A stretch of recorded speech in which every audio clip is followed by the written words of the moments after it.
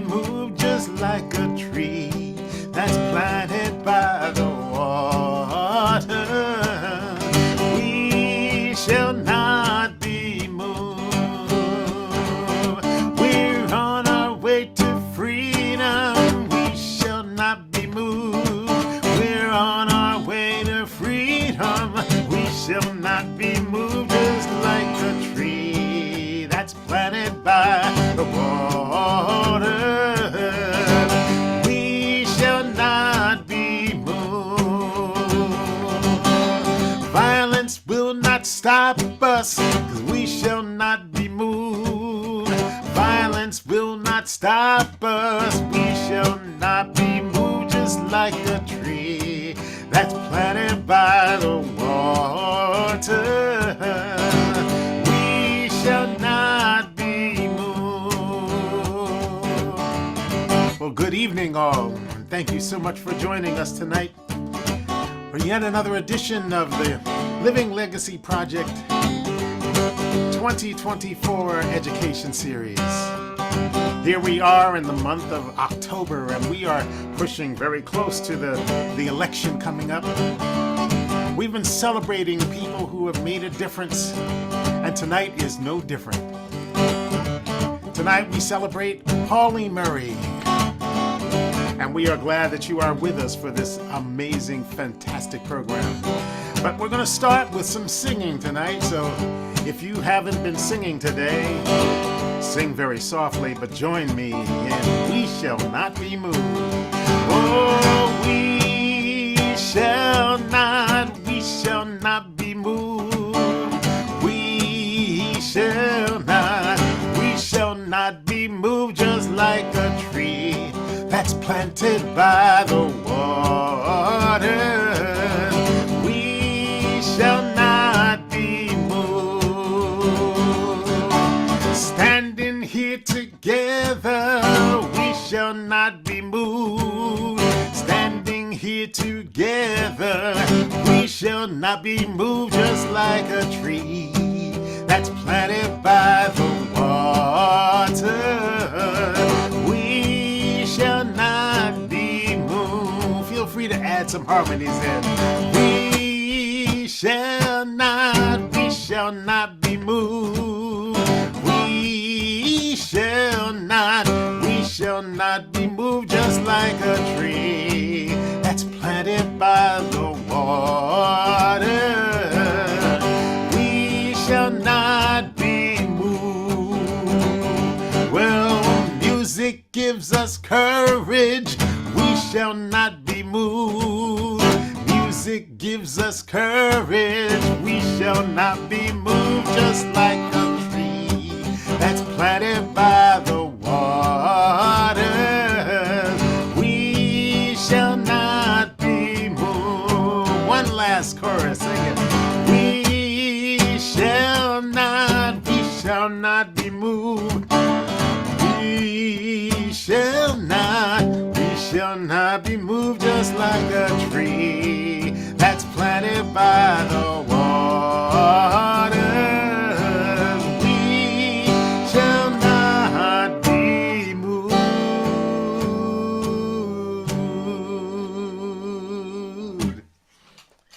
Well, I could almost hear you singing from here. We're lifting our voices in this time of challenge and in these closing weeks of a very important election. But, you know, every election has been important, and we know that through the civil rights movement, voting rights and the right to exercise our freedom of speech has been right at the top of the agenda. So we know that we have so many heroes and sheroes. And tonight I want to sing a song with you that was written by a friend of Living Legacy Project, Greg Greenway. And this song is written in tribute to John Lewis, another one of our heroes who stood up for freedom and justice and left us with a light and a pathway to getting things done and to doing what needs to be done. So this song, it's a mighty long way over yonder. It's a mighty long way from there to here.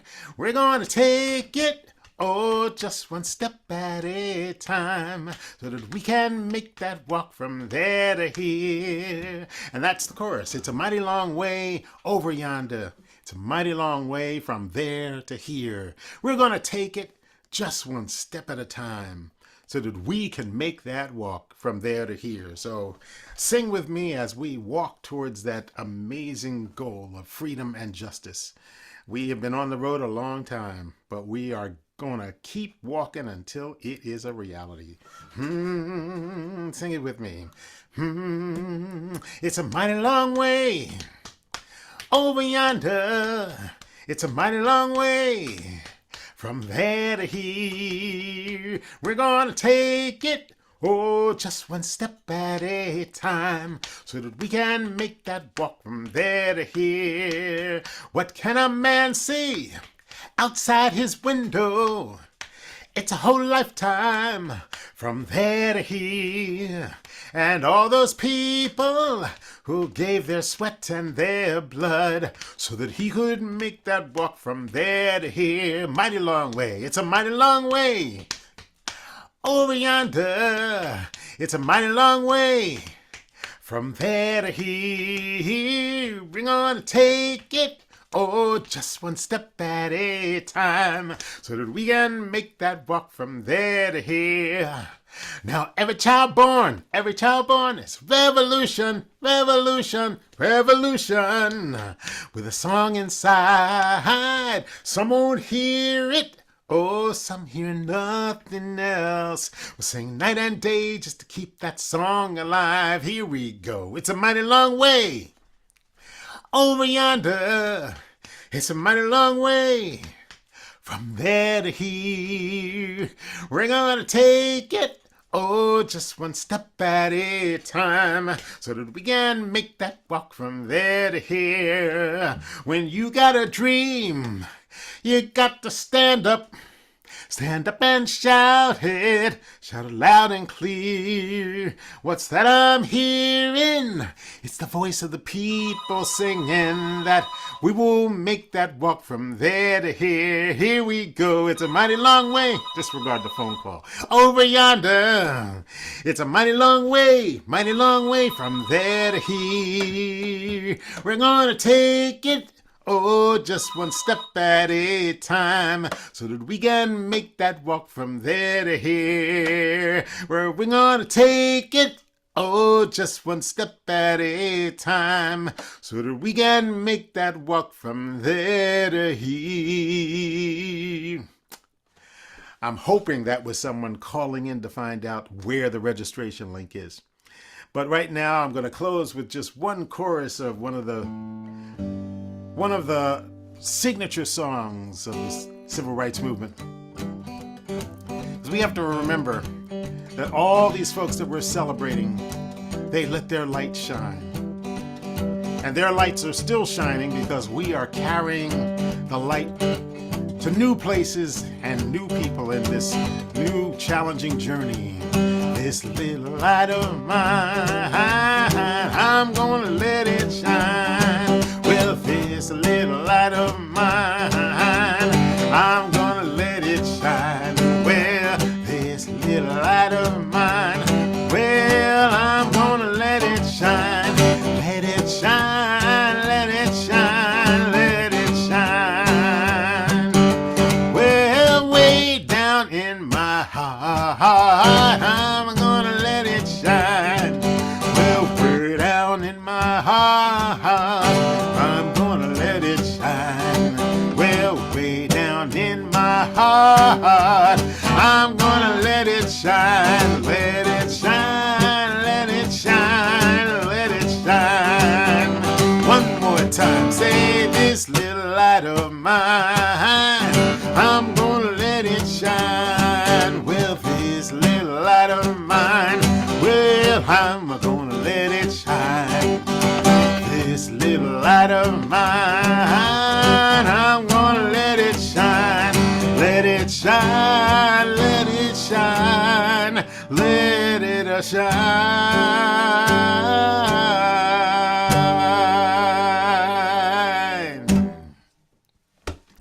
Well, good singing tonight, and Thank you so much for joining us. I'm going to turn our program over right now to our Director of Operations, Annette Marquis. So, Annette, take it away. Thank you, Reggie. Thank you all for being here tonight. We're so excited to see you, and it's always great to hear from Reggie.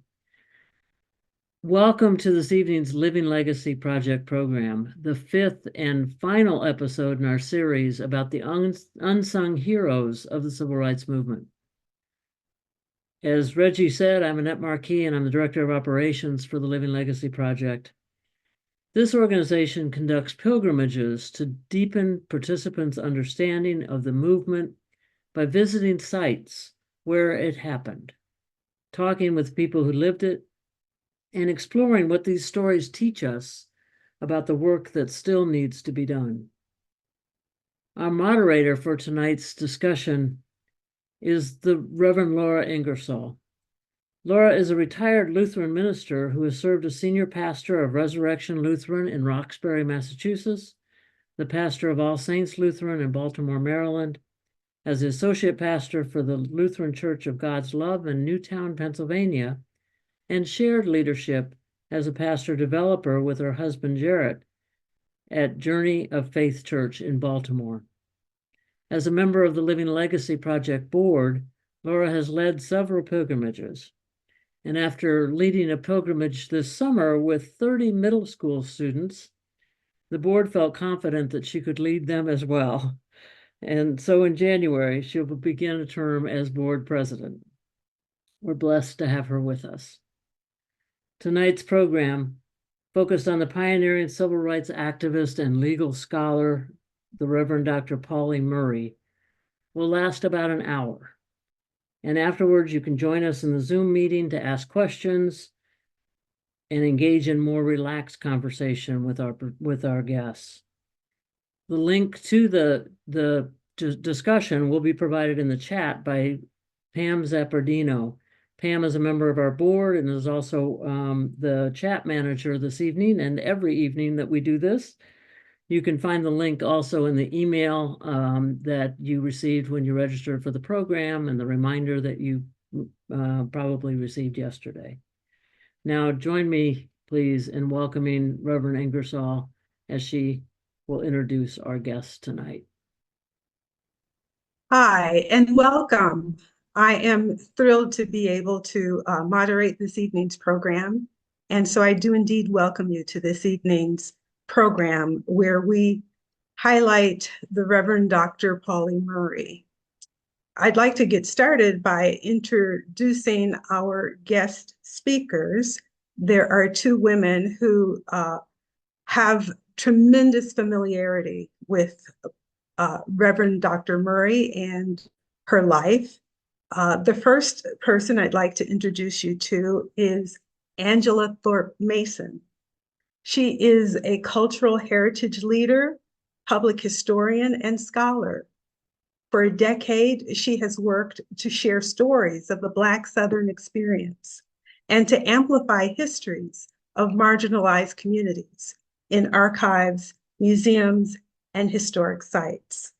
Currently, she serves as executive director of the Pauli Murray Center for History and Social Justice in Durham, North Carolina. In this role, she brought the decade-long effort to rehabilitate Reverend Dr. Murray's childhood home to completion. In September 24, that's just a short time ago, the center held its public grand opening, realizing its aspiration to serve as a space where history can be leveraged to advance contemporary social justice work. Angela attended the University of Florida, where she earned a Bachelor of Arts in History and a minor in African American Studies. She earned a Master of Arts in History with a concentration in Museum Studies from the University of North Carolina, Greensboro. And so welcome, Angela, to our webinar this evening.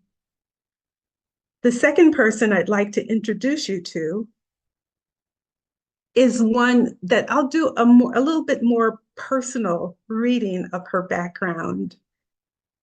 I would like for you to meet Rosita Stevens Halsey. Rosita is one of Pauli Murray's nieces. And she says, I not only feel it an honor to be part of enhancing and promoting her legacy, but my responsibility to do so. I was part of her Washington, D.C. family. I was influenced by her independence, perseverance, determination, and strong will. During my formative years, she instilled in me a sense of being an advocate, activist, and feminist. My current work is to support and enhance efforts to promote her legacy by speaking and personal appearances. The world is beginning to know of Pauli Murray and her pioneering work. It is time to bring her story to young minds and challenge them to follow in her footsteps in the continuing fight for inclusion, equality, and human rights. My hope as an educator and her niece is to be one of the ones to do just that. And so welcome to both of you, Angela, Rosita. We are thrilled and honored that you are with us this evening. Thank you. We're happy to be here. I'd like to start by laying some groundwork so that we understand who Pauli Murray is or was from the very beginning. And so tell me something about Pauli Murray's early life. What was the influence or what was the impact that her family had on who she became? I'll leave that open to either one of you to start. I'll just say she had a rather unusual beginning as a very young child, one of 6 children in Baltimore, Maryland. At 3 years old, she lost her mother. It was a situation that was unexpected. It was not through a long illness or anything. And so a family was left with 6 children and what to do. There was an aunt in Durham, North Carolina that she was named after, Anna Pauline Fitzgerald. And Aunt Pauline had agreed that if anything ever happened to her mother, she would take her. I think that changed the trajectory of Aunt Paulie's life. She left her 5 brothers and sisters and moved to Durham, North Carolina. But luckily, Aunt Pauline was not only a very strong woman and an educator, she was also a very loving woman, and she allowed Pauli to be very creative, to ask a lot of questions, to be inquisitive, and to really be whatever she developed into being. The other important thing I believe in Aunt Paulie's life was that she made sure that Aunt Paulie realized that her parents had loved her very much and that the brothers and sisters she wasn't living with loved her very much. But moving to Durham and what was the Jim Crow South really made an impression on her, and it helped to formulate who she was by the things that she experienced and the things that she observed. She was quite, and not only an inquisitive child, but a very bright child. And she understood fairness, and she understood that she was living a different kind of life than her brothers and sisters she left. And she also understood that there were things that she was living through which were not equal to other people in the area. So I think that that was a part of who she became. It set her values up. And she always understood what she called what was fair and unfair, even though she probably, as a very young child, didn't know what segregation was or and possibly even Jim Crow. Thank you, Rosita. And I think Jim Crow is actually a really wonderful place to sort of pick up and share my offering. I want to talk about two other people who raised Pauli Murray, her grandparents, excuse me. Um, Grandfather Robert Fitzgerald and grandmother Cornelia Smith Fitzgerald. Robert Fitzgerald was born free, a mixed race man in Delaware. Also spent much of his youth and adolescence in Pennsylvania, studied at the school that would go on to be Lincoln Institute, believed deeply in the liberation of Black people, and took his charge to support Black people in seeking their freedom very seriously.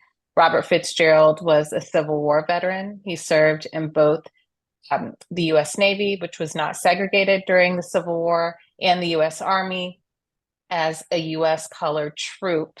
And after his military service, continued to serve community as an educator. And he taught in freedmen's schools across the South, including in Virginia and North Carolina, including in cities that included Goldsboro and Hillsborough, North Carolina, where he met his wife, Cornelia Smith Fitzgerald. Cornelia Smith Fitzgerald was a mixed race woman, the daughter of an enslaved woman named Harriet and a slave holder. She was born enslaved, and yet being the daughter of a slave holder had a complicated upbringing, a complicated relationship with both the Black people on the Smith plantation that were enslaved and the white people who enslaved those people. She sort of lived in an in-between world. She had a challenged relationship with the ways in which the Civil War upended life as she knew it. She had a challenged relationship with her own mixed racial identity. And yet she found Robert and ultimately found love. And together they raised several children, including Pauline Fitzgerald Dame, who Aunt Rosita referenced, and Agnes Fitzgerald Murray, Pauli Murray's mother. I'll offer that in their later years, Robert and Cornelia built a home together in Durham, North Carolina. And Durham, for many, many years, was seen as an enclave of liberation, a safe space, an oasis space in the Reconstruction era South. And so it's this place that they chose to build essentially their forever home, that stands in a working class neighborhood, and has stood there proudly since 1898. Here, Robert and Cornelia raised their daughters, who were teenagers, again, in an enclave. Though Jim Crow laws were on the books, people were not performing Jim Crow socially yet in Jim Crow, North Carolina. And so again, you got these really strong values around liberation, right? Both with somebody who never experienced bondage and someone who was freed from bondage and building life anew in this community. It was not until their children were adults that people started performing Jim Crow or legal segregation socially. And so this couple, their children, quite literally experienced their freedoms, their liberties being taken away from them. And so it's this context that I think is really critical for people to understand about the people who raised Reverend Dr. Pauli Murray. They were free, liberated Black people who, despite the Jim Crow South, instilled strong values around freedom, citizenship, and democracy in their grandchild. Robert Fitzgerald's sort of aligning a young Dr. Murray with these values bothered his wife. She thought that he was radicalizing their grandchild, and indeed he did. And so again, no one remarkable, including Pauli Murray, happens in a vacuum. And that's a little bit of a background of who raised Pauli and how they came to their own sort of concepts around liberation and freedom in the Jim Crow South. That's really interesting. When you listen to that story about her grandparents and the tragedy of her family, her mother dying when she was so young and having to go live with an aunt, and then later her father was institutionalized, I guess you could say, because of a nervous breakdown, and then later killed at that institution. Dr. Murray had this strong sense of who she was, and yet something you said just struck a bell with me, and that is that she had this sense of in-betweenness, being raised so free and strong-willed, and yet finding herself in Jim Crow South and having to live with that and having to reconcile all of that. I guess that's one of the things that leads me to my next question, and that is, I think I remember reading someplace that one of her first acts of rebellion was probably her decision to not go to the North Carolina College for Negroes. She wanted to go to an integrated school when she finished high school. Can either of you say anything about that impetus to go there? And it was in New York. I can, but I'd actually invite Rosita to share some insight into Pauli's acts of rebellion that were even earlier than this. Okay. Well, she was always outspoken, and she always questioned. And it didn't matter your age or your position. One of her earliest acts that I learned through oral history in my family was when she was very young, I believe about 6 or 7, and she was sitting in the home having breakfast, and they were having pancakes that day. And she received 1 and her grandfather received 3. And she felt that that was very unfair. And she understood, she had very strong feelings about what was fair and what was unfair. And she thought they were all human beings. They were all hungry, and that she should have an equal amount of pancakes as the adults, even though she was the child. And she talked about that quite a bit. She questioned them. She told them why she thought what she thought. And she even talked about the fact that she ran around more than the older people. So she was probably dutifully was probably hungrier than they were. Well, she lost that battle. But that was something that they talked about. And this is who she was and, how she was. She also got a 4-year scholarship to Wilberforce when she graduated from high school. And this would have been to pay for everything. And as Angela previously said, she was determined that she was not going to go to a segregated school. She felt that she had had to deal with that all of her life, and it was very important for her to go to a different situation and not be in what she grew to know was a Jim Crow situation. And in her mind, paradise, or the place that she dreamed of going, was to New York. And Who doesn't want to go to New York? Right? and she had heard about Columbia University, had no idea, hadn't really talked to anyone about it or seen, any information about it.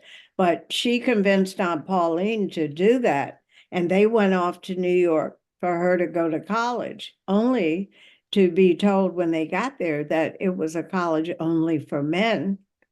And therefore she couldn't possibly qualify for entrance. And then they told her, but they had a sister college, Barnard, and she checked that out. And I believe at the time the tuition was about $4,000, but whatever it was far beyond any means that she had. And then finally she learned of Hunter College, where if you were a New York resident, you could go for free.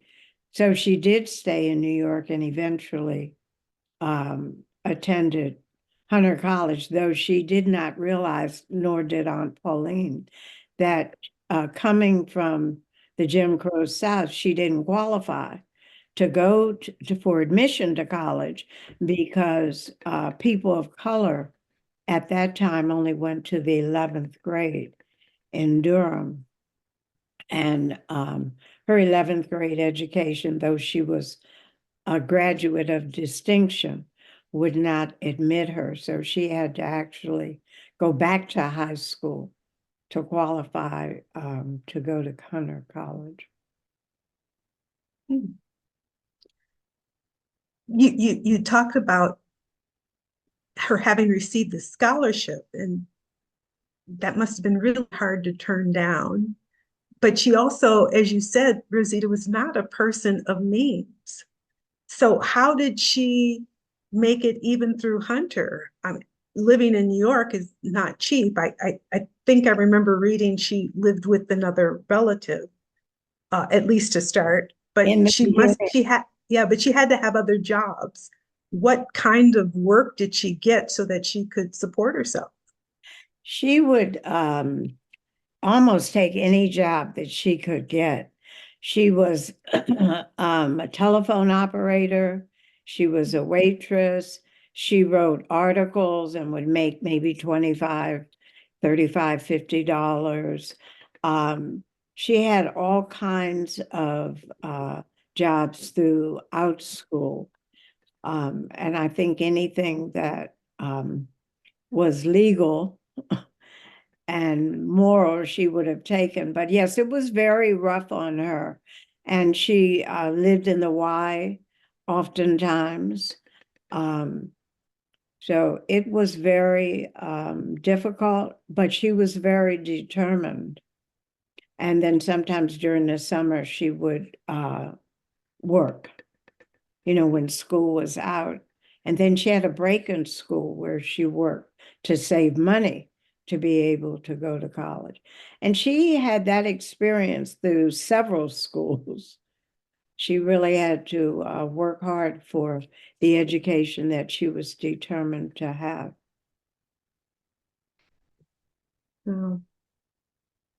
I was fortunate that I didn't work much when I was in school. And so it's hard to think about the different jobs that she had and having to pay rent when she was living at the Y and often going hungry, I guess. But she was a determined person, as you said. And I think that was something I read about, that when you talk about fairness, her sense of fairness and justice, and that she's a strong-willed person. I remember reading something about her first encounter with nonviolent direct action. Did that happen when she was in college at Hunter? Was there something that happened then? Or I could be getting the dates all wrong, but it seemed to me that she was always pretty direct in what was fair, and to encounter situations that were not fair would make her work that much harder to find out what she could do to make a difference. Is that your assessment of her? Oh, absolutely. She was always determined to prove somebody wrong, and she was often determined to prove how strong she was. Even before she got into Hunter, when she was applying, she was told she didn't qualify. And once they totally looked at her transcript, as I mentioned, she was a graduate of distinction, but it turned out she actually needed 2 more years of high school in order to qualify to go to a New York college. And she did that on her own. She decided, because she only had a year to stay with this relative, that she would go to school for a year and do half the classes, which was the maximum they would allow. And then she would teach herself independently the other half. And so she worked very hard without assistance to do that and passed the Regents test that you have to do in New York State and qualified in 1 year for 2 years of high school. So she was a very determined person. And also when she was in college, it was pretty tough and quite a transition for her, but she was always a person who would never, who seldom, I won't say never, but very seldom who gave up on something that she thought was important or something that she really wanted to do. And I'll offer, for some additional context, Reverend Dr. Pauli Murray went to Hunter College in the midst of the Great Depression. And so, as a touchback to the comment that you offered, Reverend Ingersoll, and also what Rosita is speaking to in terms of this determination to work, to succeed, being really clear about what's right and what's wrong. Again, this is happening in the 30s. Pauli is developing her relationship with the concept of nonviolent direct action in the 30s, which at the time was a new, fairly liberal concept. And so we really see what I think is the groundwork of the more modern civil rights movement being laid at this time, right? Pauli is an early participant in an architect of what we call the long civil rights movement, because you must consider the work that was happening in the 20s, the 30s, and the 40s to get us to, again, what people perceive as the more modern movement. So with her strong sense of justice and fairness and her determination, what was the impetus for her then to pursue law school, for her to go to Howard Law School? Yeah, so it was a bit of a winding journey. Pauli's first aspiration, Reverend Dr. Murray's first aspiration, was to be a writer. Pauli graduated from Hunter College with a degree in English literature. In 2024, it is hard to get a job with a degree in English literature. And so you can imagine what the experience was like in the midst of the Great Depression. And so Pauli was kind of at a place where she had to take what she could get. Through the Works Progress Administration, she had a couple of different jobs, including teaching adult literacy and supporting working class labor organizing in New York City. Pauli spent some time at a WPA camp for women called Camp Terra. Pauli also spent some time kind of hoboing across the country on trains. And so this was really just a period of expansive exploration for Pauli. This adventurous spirit ultimately led Pauli to an organization called the Workers' Defense League. And at the time, the Workers' Defense League was advocating to support a Black man named Odell Waller, who got in an he was a sharecropper in Virginia. He got in an altercation with the sort of white person who oversaw the land, and he shot that man clearly in self-defense, but he ended up on death row in Virginia. And so Pauli Murray traveled across the country to advocate on Odell Waller's behalf and to create more awareness around his case, again, to hopefully get him off of death row. Unfortunately, that work was unsuccessful, but it's Pauli going along her travels that leads her to be in relationship with an attorney that was teaching at Howard University and was part of the NAACP's Legal Defense Fund. Pauli is traveling through Virginia and refuses to give up her seat on a bus. This is in the 40s, so well before Rosa Parks. She calls up that attorney to support her case. The Legal Defense Fund ultimately thinks that it's too weak of a case, but that attorney says, based on what I've seen, based on your disposition, your passion, your belief and clarity and right and wrong, I think you'd make a great law student, right? So Pauli ponders it, and then does get to a place where she is sort of growing her consciousness around Jim Crow and legal segregation, and does believe that the way to met out segregation is to fight it legally. And so she accepts that challenge to go to law school and ultimately applies to Howard University School of Law, where I think she started out with one or two other women in her class, but ultimately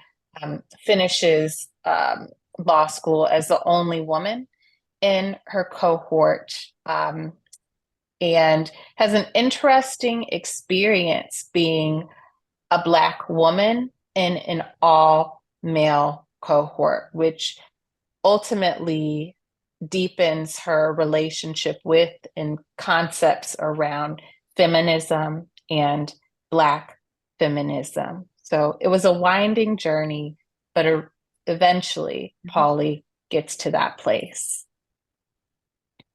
Yeah, and so she not only got to that place, and if you jump ahead several years, it goes on to Berkeley and then eventually to Yale, and is the first Black woman to get the doctorate, the JDS Black person. from Yale.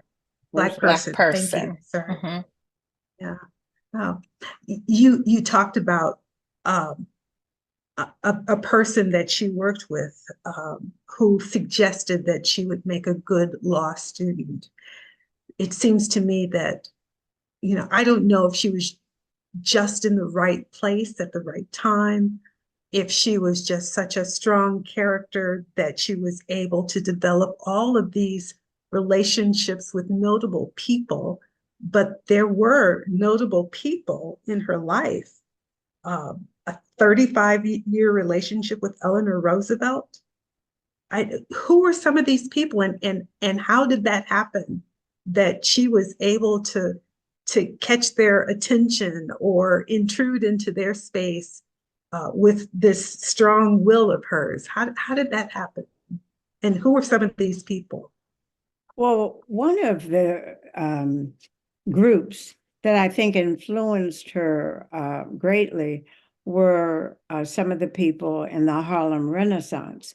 And of course, if she had not been in New York, she probably would not have had that opportunity.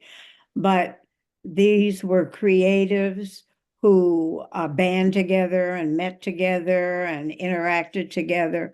And people who are very creative need to be inspired and often debate and talk about the times. So she had that wonderful opportunity to do that with people like Langston Hughes and Mary McLeod Bethune and people of that nature.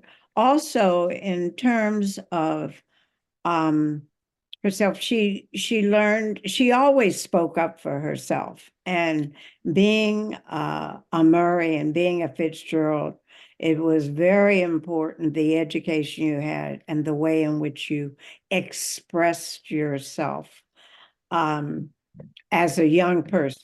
I mean, this was developed in the home, and so she got the same thing in Durham that her brothers and sisters were getting in Baltimore. Also, she always wrote poetry, wrote short stories, and wrote what we would call probably op-eds or letters to the editor now about things she didn't like. I mean, from a very young person. So this is how she really became close to Mrs. Roosevelt. She would write these very strong and seldom non-complimentary letters to the President of the United States about things that she thought were horrific that people of color were going through. And she started out writing Franklin Roosevelt about lynching that went on in the South. And that as the most powerful man in the country and the most powerful man in the world, he ought to be able to stop that. And that the people who were responsible for the lynching were well known in their communities, but nothing ever happened. So she had developed that kind of way of communicating, which was a way of not only quiet activism, but you know how she began. She also kept journals, so she was wrote all the kinds of things that she was exposed to from a child, you know, forward. So this was one of the ways in which when Spotwood Robinson saw her at Virginia Union, he was so impressed by her because of the way in which she handled herself, her language, the way in which she spoke, and the way in which she dissected, you know, legal theory and discussed it. I think she was very lucky that she became, I think you could call it a protege of Stephen Vincent Benet as a poet. So he helped her. She asked him to critique her poetry and what have you, and they became friends, and he always encouraged her as well. So she was honing her skills in many areas of speech and language and the written word. So she was very impressive, and I would imagine that many of the people that she met, even though she was often younger than they were very impressed by her. But she was also a person who so often was in the background, and she didn't have a problem with that. She never was interested in being out front, being the star, being well known, or being wealthy, or, you know, she wasn't concerned so much about money. So the causes that really meant a lot to her, she was willing to work in the back, which was often the place if you were a female. So she had, you know, that situation most of her life as well. So she was this person who was living in between. You know, she was the descendant of mixed race ancestors. She was a woman. She also had some gender issues. This male femaleness. You know, she thought she should have been a man, and if I remember reading correctly, even wanted hormone therapy and wanted exploratory surgery to see if she had undescended testicles. And so she was living in between, and yet her voice was such that she attached herself to and was attracted to, or people were attracted to her, people who were noteworthy. And she had so many accomplishments, even though, you know, she was in the background and she was trying to figure out all of the places that are unfair and addressing those issues. And yet with all of her accomplishments, you know, she isn't known. I mean, she was arrested, as you said, Angela, she was arrested years before Rosa Parks. She graduated first in her class at Howard. She was a graduate of Yale Divinity with her doctorate. She studied hard, and we'll talk about her work in human rights, and wrote. And so even her senior paper at Howard was information used by Thurgood Marshall and his team of people who fought Plessy versus Ferguson to get to Brown versus the Board of Education, and the dissolution of separate and equal. She had work that undergirded the research or the arguments that Ruth Bader Ginsburg used for women's rights. She did work for the United Methodist Church that helped women become ordained. She was one of the founding organizers of NOW, you know, the national organization. There are so many accomplishments. So why didn't we know about her? Why did it? I don't think I remember hearing about her until maybe 10, 15 years ago. Yeah, you know, I think there are several reasons. And the first reason I'll offer, I'll like couch it in an anecdote. I think one of the most profound and most beautiful buildings in our nation is the National Museum of African American History and Culture. And many people can name the founding director, Lonnie Bunch, but who can name the architect? I'm one of those people because I love buildings. And we have the great fortune of working with that same architect at the Pauli Murray Center. But Pauli Murray was an architect, right? Not everybody, few people recognize and remember the folks who are building the foundations and the blueprints that movement leaders stand upon. So some of this has to do with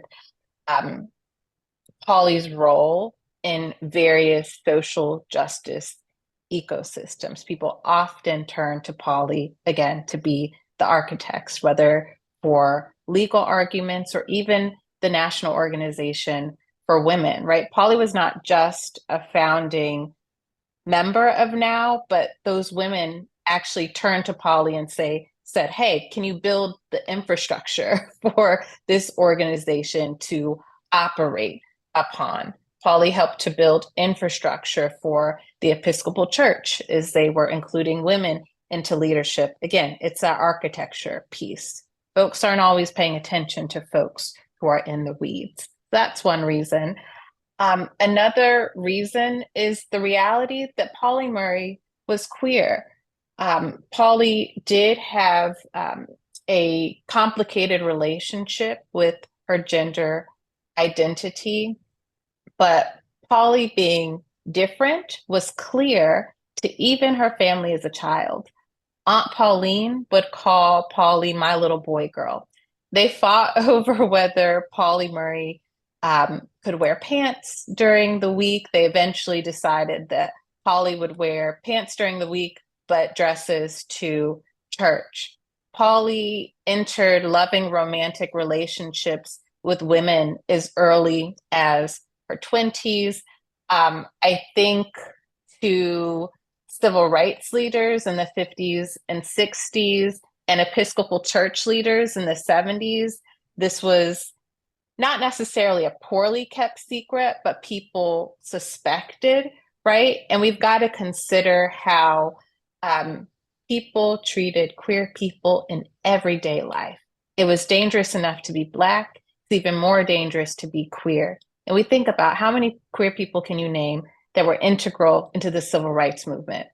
Bayard Rustin and now Pauli Murray, but there are so many more. Same thing with the women's rights movement. And we're learning now that queer women were actually exiled from the women's rights movement at a certain point. And so we've got to think about the ways that queer people are written out of history. And then finally, Pauli did identify as a woman for much of her adult life. And so we have to think about the ways that women are pushed to the background as well. It is Pauli's womanness that caused her to leave the civil rights movement. She was disillusioned with how male civil rights leaders, including A. Philip Randolph and Martin Luther King Jr., were treating women. So she left, right? And again, she ultimately ends up on the margins of the larger story, the larger narrative. So again, Pauli's positionality as a worker bee, as an architect, Pauli's queerness, and Pauli's womanness, I think are three primary reasons that we're not more aware of her contributions. I think, and I guess I saved this question for just about last, and it has to do with her writings and her faith. And so when we talk about her in-betweenness, when we talk about her sense of fairness, when we talk about all of the ways that she was marginalized, you know, because she was Black or because she was queer or because she was a woman, I look at some of her writings, particularly some of the poems, and you can tell that she knew love. Mhm. But you could also tell that there was despair and there were all of these emotions that she had to process and she had to live with, and she some of which she could channel in her confrontation by typewriter, you know, woman with typewriters confrontation. But some of it she couldn't. And so that came out in her writing. When she decided to go to the seminary and seek ordination, I have this theory, and I just want to test it out with the two of you, and I could way off base, but my sense is that all her life, she looked for fairness and freedom and a way to make community that was inclusive, whether it was with civil rights or the women's movement, or even in struggling with the gender identity. My theory is that seeking ordination was another one of those ways to find this kind of inclusion, or this, you know, to borrow a word from the Hebrew culture, shalom. You know, it was a way of finding this peace, this integratedness of who she was in this church that she loved as well, and in the world that she loved, and that law by itself just could not address. Any thoughts about that? Is that true, or am I on the right track with that? I don't know. It just came to me that she was trying to find that, and then finally sought it in the church. I think both Rosita and I can offer perspective on this. I'll briefly share that Reverend Dr. Murray talks about this to a Black woman historian who's still with us, named Dr. Jenna Ray McNeil, in what is, I believe, the only oral history that exists of Pauli Murray. Dr. McNeil interviewed Pauli Murray in 1976 and asked her why the priesthood. And Pauli Murray ultimately says, I'm like seriously truncating this, but she got to a point in her consciousness where she understood legal, race-based and sex-based discrimination not as social issues or legal issues, but as moral issues that only a higher power could mitigate. And so for her, the priesthood was another tool to, again, met out race-based and sex-based discrimination using God, spirit, is the conduit to do so, because people, mortals, did not have the capacity to do it. Rosita, anything to add there? I'll just say that she felt that it was all tied together. And after so many years of fighting for the rights of others, which of course included herself, this was a continuation in her mind to broaden that, like Angela said. And it also allowed her to be more at peace, I think, to be more retrospective, and to accomplish things without the kind of strength that she had had to use in fighting for others since the 20s and the 30s. She also knew when she decided to go to seminary that it was possible she would not be able to become a priest, or she had no idea of when that could happen. But in typical Pauli fashion, she used her brilliance and her experience and her education and her really get up and go to, as soon as she finished seminary and was technically qualified, to gather people around her who had the same needs and interests, and they, formally and informally worked on that. And so she, was able, not after years of fighting, to become a priest. And I understand from the parts of the Episcopal Church that put her name in to become a saint. A part of that was because of the things that Angela mentioned in terms of her entire body of work all her life in the legal field, and all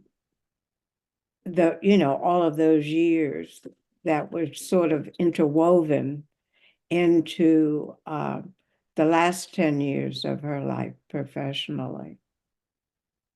I think it was good for her and where she was at that time in her life. There's so many things that we didn't talk about. Her time in Ghana, being invited to be a law professor at or teach at Brandeis. We didn't talk in any depth about Brown versus the Board of Education or the Equal Rights Amendment. There are so many things, and I just looked at the clock, and I know that we just about run out of time, but there are two things I want to ask. And one is, Angela, do you mind telling us about the Pauli Murray Center and what Pauli's legacy would be for us today? Yeah, so I'll offer details about the center, and then I'll ask Rosita to talk about legacy. So That home Okay. that I mentioned at the dock of our talk that was built in 1898, again, there it still stands, and it anchors or is the home of the Pauli Murray Center for History and Social Justice. We use that space to use history as a tool by which to move contemporary social justice work forward. And so I'll invite you all to explore more about what we do on our website. That is www.paulymurraycenter.org. Again, www.paulymurraycenter.org. But it is a fortune to uplift the life and legacy of Reverend Dr. Pauli Murray for the benefit of contemporary social good as we seek to envision and create a world in which wholeness is a human right. Because to your point, Reverend Ingersoll, that certainly was, I think, Reverend Dr. Murray's ultimate goal. Rosita, legacy, what you got? Pauli Murray never sought fame or fortune, as I mentioned before, and through the Pauli Murray Center and through my organization, Preserving Pauli Murray, we are trying to uplift the legacy that she did not have. We have the opportunity for young firebrands to be trained and inspired, young lawyers, young activists to come to the center to learn and to work and to inspire others. So I'm pleased that I was able to retire from teaching and to travel the country introducing Reverend Dr. Pauli Murray to people who probably never heard of her, and to hopefully inspire the youth of America to not only possibly follow in her footsteps, but just to never give up, to be all that they can be, and to be inspired through the life that she lived, no matter how difficult it was. And I really appreciate you inviting us here this evening to share about her. And I hope that people will visit the center. I hope you might plan a pilgrimage to the Pauli Murray Center and to other ways in which she's honored throughout the Durham and North Carolina area. It'd be wonderful. And before we go, could you tell us about how you're celebrating her birthday this year Well, here in Baltimore? The Reginald Lewis Museum has planned a birthday celebration showing my name as Pauli Murray. For those of you who have not heard of it or who have not seen it, it is on Amazon Prime, and panel discussion was to follow. That has been delayed. We're not sure for how long because they have not been able to get the documentary from Amazon, but we're working on that. So anyone interested can just check out the website of the Reginald F. Lewis Museum. Also, the Pauli Murray Center in Durham is honoring her birthday with, Yes. if you want to share that, I know it, but they'll have an a 4-hour open house at the at her childhood home, free to the public, where there'll be the opportunity for self-guided tours inside. We have outside exhibits and inside exhibits. Yes, and folks who join us are also welcome to enjoy a cupcake. And I did not mention this in the interest of time, but we've just opened to the public 6 weeks ago. Again, we held our grand opening on September 9th. So this birthday celebration will be an opportunity for people to come by and celebrate in Pauli Murray's newly renovated childhood home. Thank you, Rosita, for sharing the details. And And thank you. I'm sorry, go on. mentioned that her childhood home is a National Historic Landmark. The designation was received in 2016. Thank you. And if you don't mind sharing the information about the birthday celebration with Annette Marquis, our operations manager, I'm sure she'll want to post it. Thank you both. You are just incredible women. And I might have mentioned to you when I spoke with you a couple weeks ago that the Reverend Dr. Pauli Murray died 2 weeks before I was ordained. And I think of her a lot now, and the trajectory my career in the church has taken. And there are some parallels, but there are some places that are different, obviously. But I'm just so grateful for the witness that she provided and the witness that the two of you have provided for us this evening. So thank you again. We appreciate it more than you'll know. Annette, back to you. Yes, thank you all so much, and Laura for leading this really informative conversation.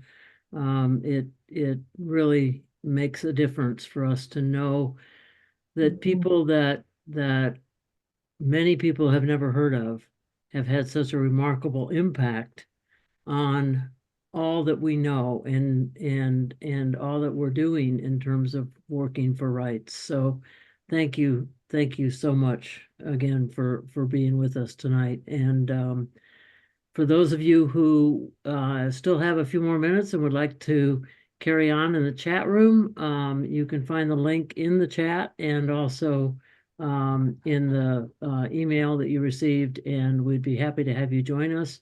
I do want to let you know that we have 3 pilgrimages planned for the first 5 months of 2025 that are open to the public.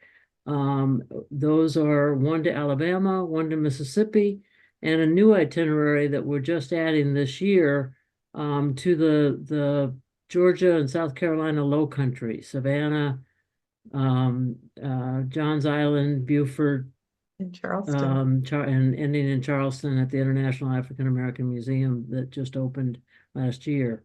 So we're very, very excited about that, to really get an understanding of the influence of Gullah culture on the civil rights movement and freedom schools and all the things that happened there. So we hope that you'll check out our website at livinglegacykilgrimage.org and that you'll join us on one of those trips. You will find them just life-changing in so many ways. Thank you again, and we look forward to seeing you in the discussion room or later on the bus. Have a good night, everybody.